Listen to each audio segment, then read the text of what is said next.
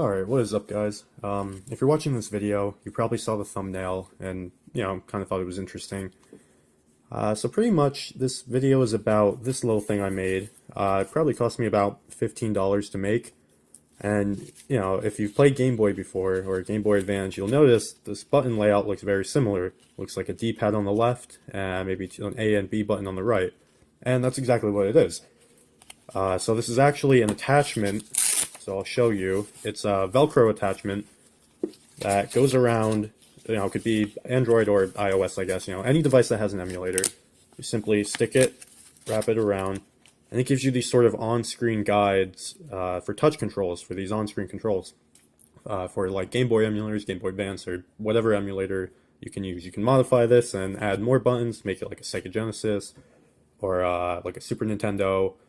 For now, this is just the first design I've made, so I just added a D-pad and an A and B button just to keep it simple. So, if you've ever played with these emulators on Android, you know that it's kind of annoying to use the touch controls. You constantly have to sort of hit these buttons and really make sure you're lined up. And if you're trying to look at the game, where the game's taking most of the screen, you're not looking at the buttons. It's an unnatural feeling to have to look at the buttons while you're playing.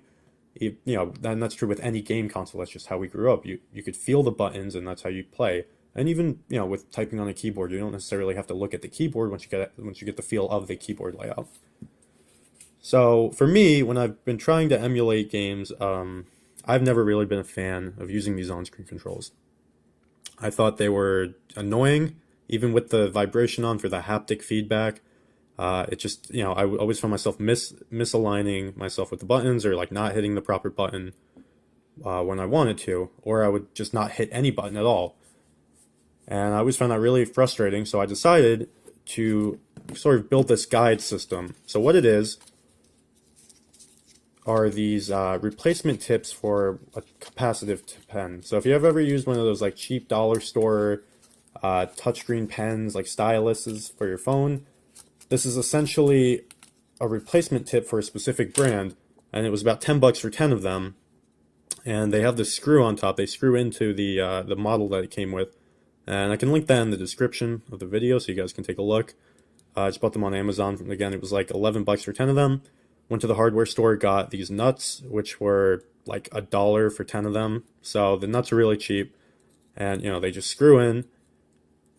And I used this Velcro strip, so it's canvas on one side and then Velcro on the other, and I just simply drilled into it, like drilled a small hole, popped in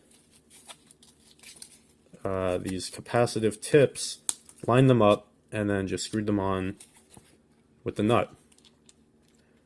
And again, it took me maybe like 20 minutes to do all of this. And then I added also on the back this Velcro, the opposite Velcro piece, to this, and that allows this to be used on a phone, like a big phone like this. This is a 6-inch phone, so it can be used on a big one. Or if you had a smaller device, you just adjust the Velcro a little tighter, and you can use it on a smaller phone. So I wanted this to be sort of a universal device. And again, it's so it's so cheap, it's so easy to make, and it can be used on any size phone, really. Probably not on anything bigger than like 6.5 inches. Like if you go back to the old 16:9, not the like tall phones they have now, but this is probably you can go a little wider. I don't think it would necessarily fit around a 7-inch tablet. I mean, it might actually. I mean, the Velcro again is pretty long. I designed it purposely with this size in mind, so that way you could essentially put it on any size display that you would really use on-screen controls for. Again, anything bigger than 7 inches you probably won't. But this honestly, this could probably fit, like a Nexus tablet or like one of those 7-inch Android tablets. And it was, again, it was really cheap.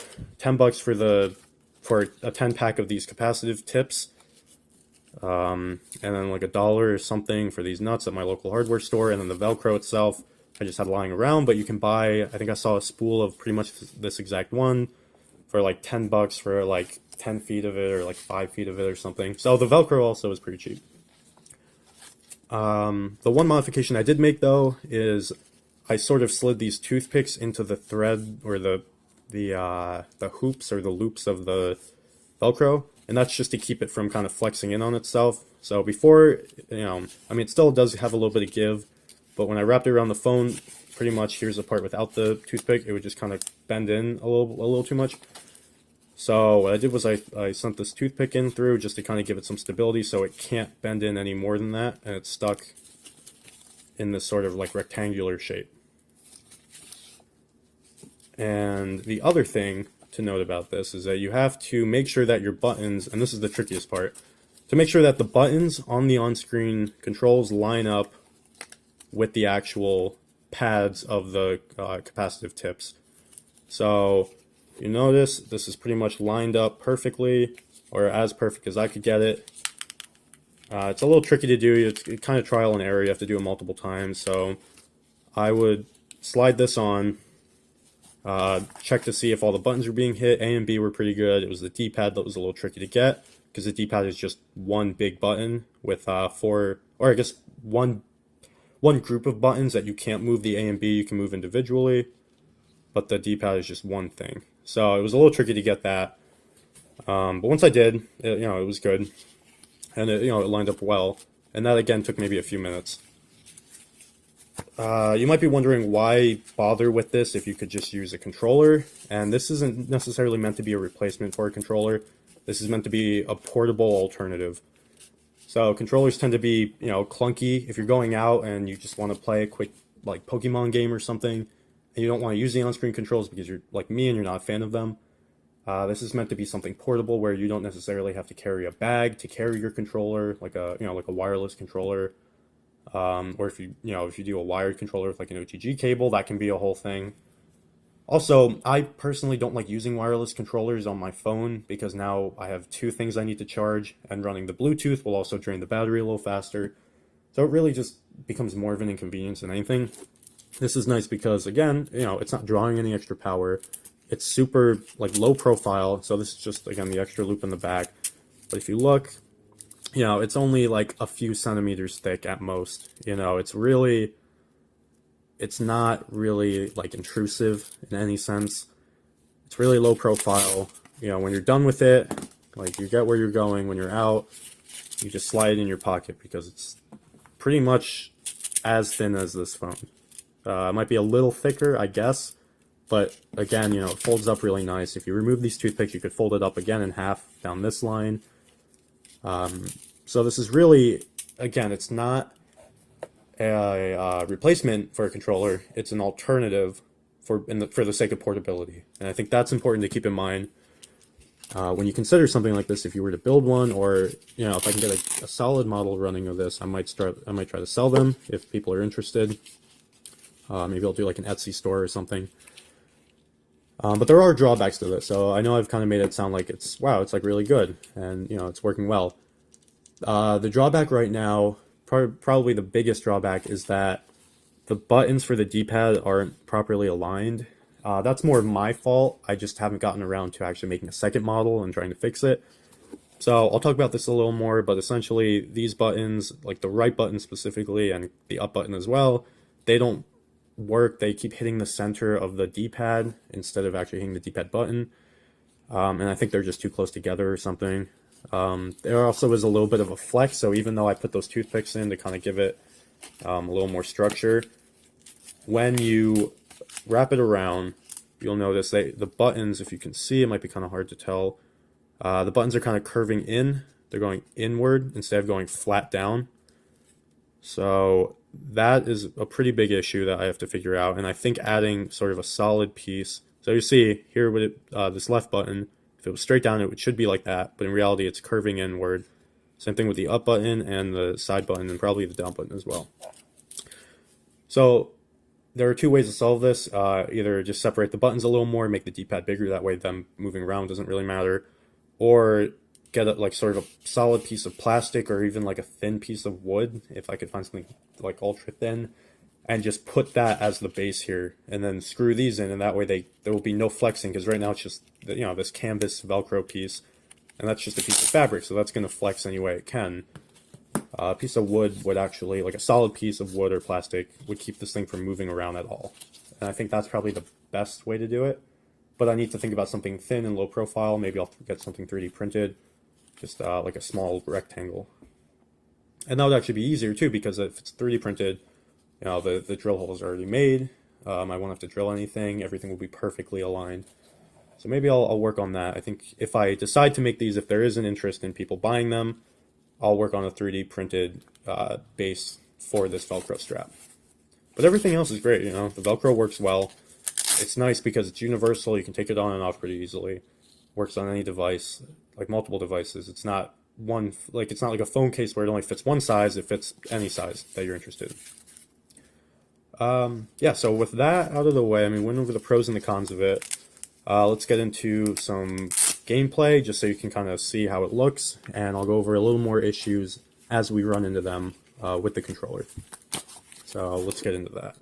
So we've got Kirby Nightmare in Dreamland for the Game Boy Advance running, just to kind of show off, how these buttons actually look and how they feel and how they work.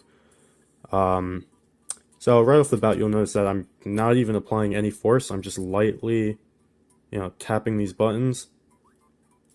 You really don't even have to push down on them. You can just tap them. It really does feel like you're still using the on-screen keyboard, or the on-screen controls, but now, you have this sort of guided mechanism. So it feels more like a controller. It feels a lot more natural, but it still has that sort of like touch input as opposed to actually pressing and clicking down on a button.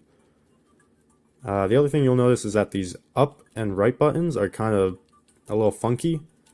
You'll notice I'm hitting right, but nothing's really happening. So I think the issue, we'll pause that. The issue is that they're too close together. If you notice, this left button and this down button are a lot further apart. They don't have any issue. It's these two that have issue. Even these A and B buttons are fine, which you'll notice I'm able to hit those fine. But I think if I space out the right and top button, that should fix the issue. The only reason why I haven't done that yet for this video is because I don't actually have another piece of this Velcro. So if I put another hole in it, it's going to just tear it, and it's not going to work. Like, the whole thing is going to get damaged. So I figure I would, just show this off and show the abilities of it, and kind of give you guys an idea of the possibility of a better emulation experience. So let me try to figure out this right button really quick, so we can actually show them more gameplay, because it was working initially, but you see, like, it's on and off. It's hitting it. It's actually hitting the button, but I think it's also hitting the center button of the D-pad on the on-screen controls. Okay, so we're back. I just had to wiggle this thing a little bit, just to kind of get it lined up more with the buttons underneath it. So you'll see it's still kind of not the best. Left works. Right was, again, it was working. Not sure, maybe it's tilted up too much. There we go. Okay, so even, that's one of the other things I need to address with this, is that just holding it and hitting the buttons will ultimately move this around, which misaligns the buttons underneath. So the best workaround is to have sort of a more solid piece underneath, like a hard piece of plastic I'm going to try to incorporate, as opposed to just this canvas strip. So again, that's probably the biggest con of this, is that the buttons misalign very quickly. But again, if the buttons were spaced out more, I could make each on-screen button underneath a lot bigger, and that would result in this not really happening, because it wouldn't matter if it moves, because it would still hit the button underneath.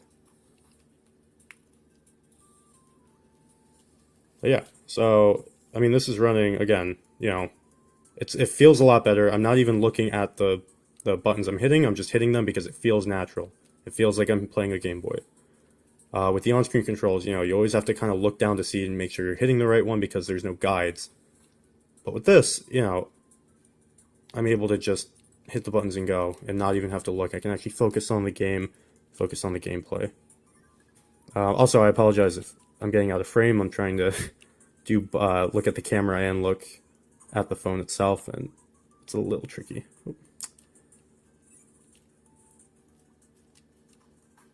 But yeah, see, like, you can hit multiple buttons at the same time. So I'm holding down the B button, going in the different directions.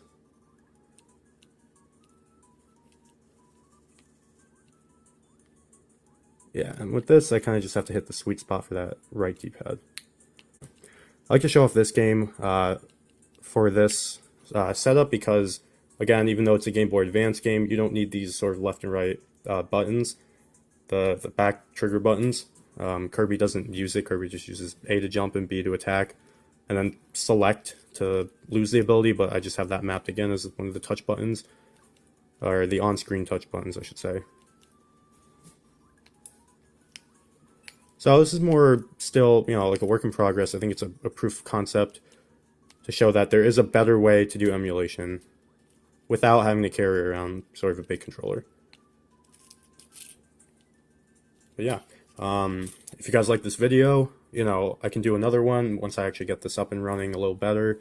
Once I make the modifications to it, whether that be just kind of separate the D-pad buttons so that way this fabric doesn't kind of curve in and cause a distortion to the buttons underneath.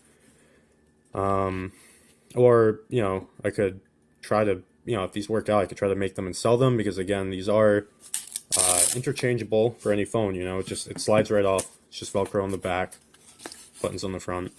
And it works again with Game Boy, Game Boy Advance, it's going to work with all the emulators that have this sort of button configuration. And what's nice about this is that you can actually change the button alignment. If you're familiar with these Android emulators, you can resize it so you can really get it to work the best that it can.